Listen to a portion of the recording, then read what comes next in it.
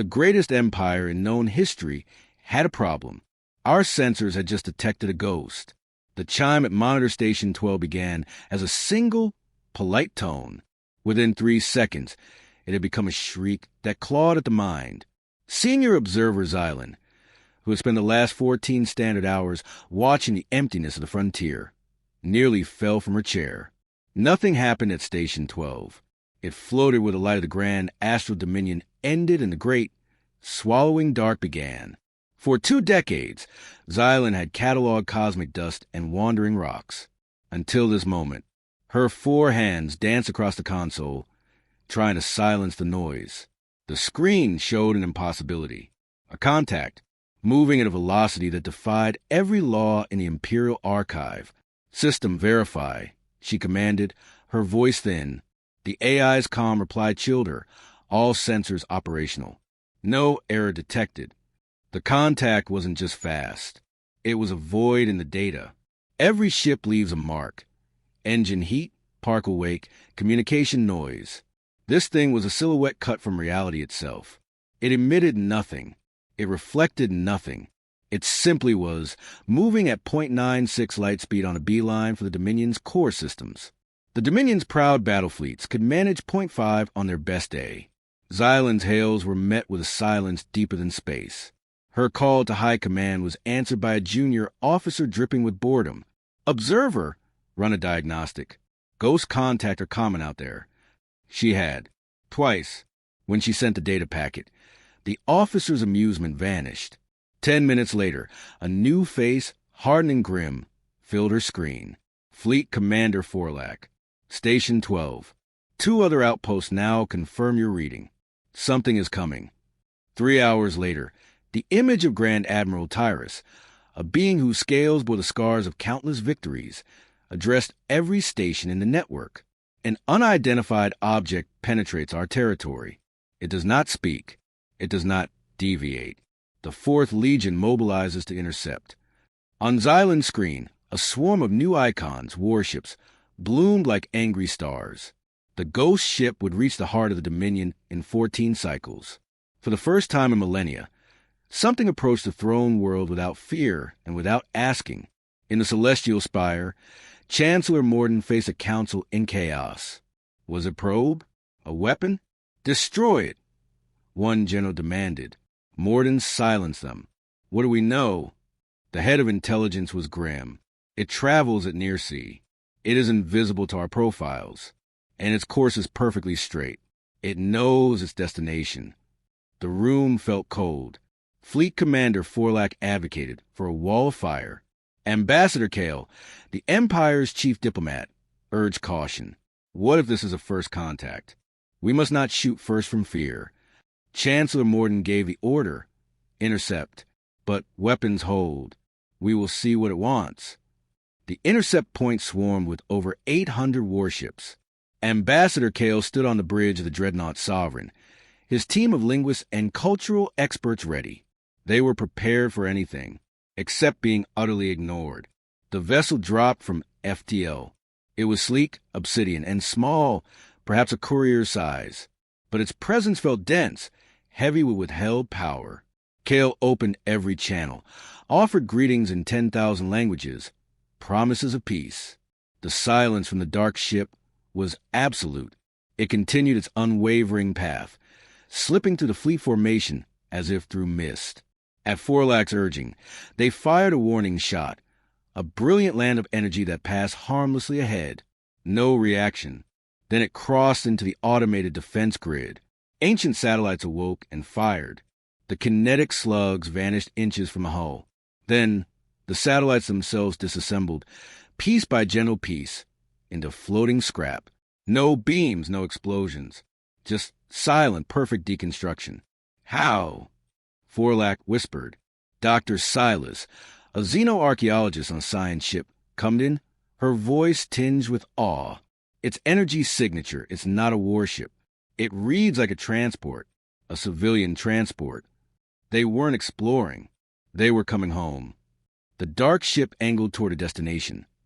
Colony H7, a grimy mining outpost on a dead rock. Why there? Forlack growled. Kale felt a knot form in his stomach. They want something specific. Let us follow. At AG7, the vessel descended, landing in a dusty worker sector. Governor Wren watched in confusion as hundreds of laborers, descendants of a dozen integrated species, walked toward it in a silent, dreamlike procession. They walked through its hull as if stepping through a liquid mirror. Kale watched the feeds, his eyes narrowing on their features. Something in the bone structure, Dr. Silas, cross-referenced the colonial genetic database with the oldest archives. Now, her reply, when it came, was a tremor. The workers entering, they share unique markers. From a refugee group, 4 centuries back, a damaged generation ship we'd sheltered. The final number flashed, 2,847, the exact number of descendants from that ship on this colony. The dark ship lifted, and a data burst hammered the fleet's computers. Translating itself instantly, a simple message appeared. We are humanity. Return our children. Followed by coordinates. 74 locations across the empire. And a number, 147,936. The total, the message concluded. You have 10 cycles to gather them at the rendezvous. Comply and we depart. Interfere and we will collect them ourselves. We do not forget. Not in 400 years. Not in 4,000. Back at the Spire, the council splintered. General Corvin advocated for war. We have 2,000 ships. We cannot show weakness. Kale argued for peace. We enslave the descendants of a civilization whose civilian ships terrify us. Chancellor Morden chose a middle, dangerous path. Gather the humans, but meet the retrievers with the full might of the fleet. A show of strength for negotiation. 10 cycles later, at the rendezvous in neutral space, the Dominion's armada formed a glittering, intimidating wall. They had gathered 120,000 humans. Nearly 30,000 were too distant to reach.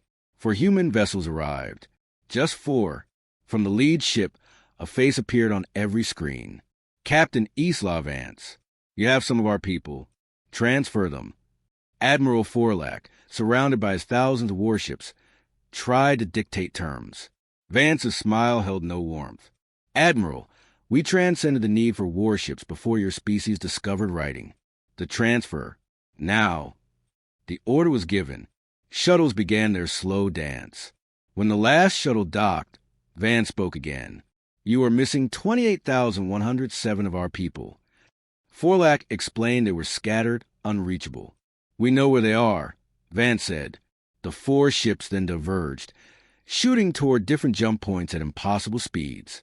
Over the next days, reports flooded in. Human vessels appeared simultaneously at remote outposts, deep space freighters, and lonely research stations. They collected their people. Imperial ships that moved to block them found their systems gently, irrevocably disabled.